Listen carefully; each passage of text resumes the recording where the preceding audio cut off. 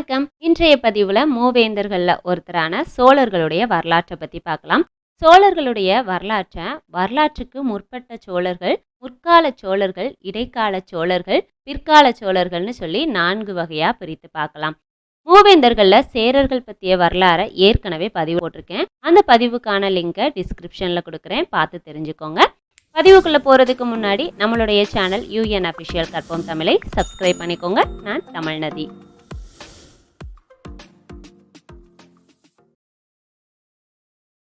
தமிழகத்தை ஆட்சி செய்தவர்கள்ல மிக சிறப்பான இடத்தை பெறவங்க தான் மூவேந்தர்கள். இந்த மூவேந்தர்கள்ல சோழர்களை சூரிய மரபினர் அப்படின்னும், பாண்டியர்களை சந்திர மரபினர் அப்படின்னும், சேரர்களை அக்னி மரபினர்கள் அப்படின்னும் சொல்றது வழக்கம். சோழர் வரலாறு. சோழர்களுடைய சின்னம் புலி சின்னம், அவர்களுடைய அடையாள மலர் ஆத்தி மலர். நெல் இயற்கையாகவோ மிகுதியாகவோ விளைந்த இடத்தை தான் சோழ நாடு அப்படின்னு சொல்லி அழைச்சிருக்காங்க. அந்த வகையில உறையூர், காவிரி பூம்பட்டினம், தஞ்சாவூர், கங்கை கொண்ட சோழபுரம், பழையாறை இந்த இடங்கள் எல்லாம் சோழர்கள் ஆட்சி செய்து வந்ததா சொல்லப்படுது. இதுல உறையூரும் காவிரி பூம்பட்டினமும் சங்ககால சோழர்களுடைய தலைநகரமாகவும், தஞ்சாவூரும் கங்கை கொண்ட சோழபுரமும் பிற்கால சோழர்களுடைய தலைநகராகவும், பழையாறை சோழ அரசர்கள் பல்லவ அரசர்களுக்கு கீழே சிற்றரசர்களா இருந்த காலத்துல வாழ்ந்த இடம் அப்படின்னும் சொல்லப்படுது. வரலாற்றுக்கு முற்பட்ட சோழர்கள் பத்தி பார்க்கலாம். சிபி சோழ சக்கரவர்த்தி. இவர் சங்ககால புலவர்களாலையும் பிற்கால புலவர்களாலையும் சோழ மரபின் முன்னோர்களை பற்றி குறிப்பிட இடங்கள்ல சிபி சக்கரவர்த்தி பத்தி சொல்றது உண்டு. அது மட்டும் இல்லாம மகாபாரதம், ராமாயணம் போன்ற காப்பியங்கள்லையும் சிபி சக்கரவர்த்தி பற்றிய செய்திகள் இடம்பெற்றுள்ளன. சிலப்பதிகாரத்துல பாண்டிய மன்னனோட கண்ணகி வழக்குரைக்கும் போது தன்னுடைய நாட்டின் பெருமையை சொல்லும் போது சிபி சக்கரவர்த்தி பத்தி கூறுறத கேள்விப்பட்டிருப்போம். இவருடைய கொடை திறத்தை எடுத்து காட்டுற மாதிரி ஒரு கதையும் உண்டு. ஆண் பருந்து ஒன்று புறாவை இரையாக்கி கொள்றதுக்காக அது பின்னாடியே துரத்திட்டு போச்சான். அப்போ புறா தன்னை காப்பாத்திக்கிறதுக்காக சிபி கிட்ட போய் அடைக்கலம் புகுந்துச்சான். அதை பார்த்த சிபி புறாவை பறக்க விடுறதுக்காக வெளியில போகும்போது அந்த புறாவை இரையாக்கி கொள்றதுக்காக பருந்து வட்டமிடுறத பார்த்தாராம். புறாவை தராசினுடைய ஒரு பக்கத்துல நிப்பாட்டி அதற்கு ஈடா தன்னுடைய சதையையே வெட்டி வச்சு அதை பருந்துக்கு உணவாகவும் அளித்தாராம் சிபி சக்கரவர்த்தி. புறாவை காப்பாற்றியதோடு பருந்தினுடைய பசியையும் போக்குனாராம். இது அவருடைய கொடைத்திறத்துக்கு எடுத்துக்காட்டா சொல்றதுண்டு. அடுத்ததா முசுகுந்த சோழன். கரூரை தலைநகரா கொண்டு ஆட்சி செய்த மன்னன் தான் முசுகுந்த சோழ மன்னன். சிறந்த சிவபக்தனும் கூட. இந்திரன் அப்படிங்கிற ஒரு பேரரசனுக்கு போர்ல உதவி செஞ்சதுக்காக அவர் பூஜை செய்து வந்த 7 சிவலிங்கங்களை முசுகுந்த சோழனுக்கு பரிசா கொடுக்கிறாரு. இந்த லிங்கங்களை எடுத்துட்டு போய் 7 திருப்பதிகங்களை உருவாக்கி அதுல எழுந்தருள செய்தாராம் இவரு. இது மட்டும் இல்லாம புகார் நகரத்துல வாழக்கூடிய மக்களுக்காக வெள்ளிடை மன்றம், இளஞ்சி மன்றம், நெடுங்கல் மன்றம், பூத சதுக்கம், பாவை மன்றம் அப்படிங்கிற 5 வகை மன்றங்களையும் உருவாக்குனாரு. காவிரி பூம்பட்டினம் மேனாடுகளோட வாணிபம் செய்யறதுக்காக முசிறி அப்படிங்கிற ஊரையும் உருவாக்கி தந்தவர் இந்த முசுகுந்த சோழன். இவர்கள் தவிர்த்து காந்தன், செம்பியன் போன்ற இன்னும் சில மன்னர்களும் வரலாற்றுக்கு முற்பட்ட சோழர்களா சுட்டி காட்டப்படுறதுண்டு. இப்போ முற்கால சோழர்கள் குறித்து பார்க்கலாம். உருவ பல்தேர் இளஞ்சேட் சென்னி. கிபி 3ஆம் நூற்றாண்டுக்கு முன் வாழ்ந்த சோழ மன்னன். இவர் பற்றிய செய்திகள் சங்க இலக்கியங்கள்ல இடம்பெற்றுள்ளன. இளஞ்சேட் சென்னி சிறந்த குதிரைப்படை மற்றும் யானை படைகளை வைத்திருந்ததாகவும் கொடையிலும் போர் திறத்திலும் புகழ்பெற்றிருந்தார் இவர். தமிழ்நாட்டை சாராத வம்பர், வடுகர் போன்றவரை வெற்றி கொண்டவர் இவர். இவர் குதிரை பூட்டிய தேர்ல வரக்கூடிய காட்சிய சிவந்த சூரியனுக்கு ஓமையாகவும் சங்க இலக்கியங்கள்ல பாடப்பட்டுள்ளது. அடுத்ததான் மனுநீதி சோழன். மனுநீதி கண்ட சோழன் அப்படின்னும் இவர் அழைக்கப்படுறது உண்டு. நீதி, நேர்மை, கடமை போன்ற நற்செயலுக்கு எடுத்துக்காட்டா இவரை சொல்றது உண்டு. சிலப்பதிகாரத்துல பாண்டிய மன்னன் கிட்ட காவிரி பூம்பட்டினத்தோட பெருமையை சொல்லும் போது கண்ணகி சிபி மன்னனோட சேர்த்து மனுநீதி சோழரையும் பெருமையா சொல்றது உண்டு. மனுநீதி சோழனுடைய மகன் இக்குவாகு. பல நாள் தவத்துக்கு அப்புறமா கிடைத்த மகன் தான் இவர். ஒரு நாள் ஊர்வலம் செல்லும் போது ஒரு பசுவினுடைய கன்றினை தேர்காலில் ஏற்றி கொன்றுவாரு.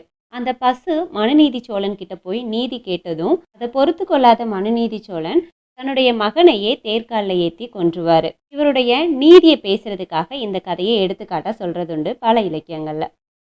அடுத்ததா கரிகால சோழன்.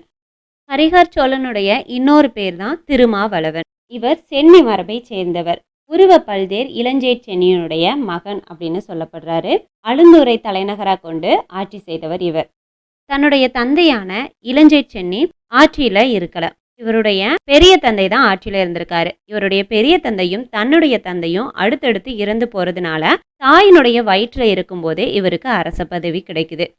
இவர் பிறந்ததுக்கு அப்புறமா இவர் தாயின் மூலமாகவும் தாய் மாமன் மூலமாகவும் பல கலைகளை கற்று வீரனா இருந்துட்டு வராரு. இவர் மேல பகை கொண்ட பலர் இவர் மேல தவறான புகார் அளித்து சிறையில அடைக்கிறாங்க.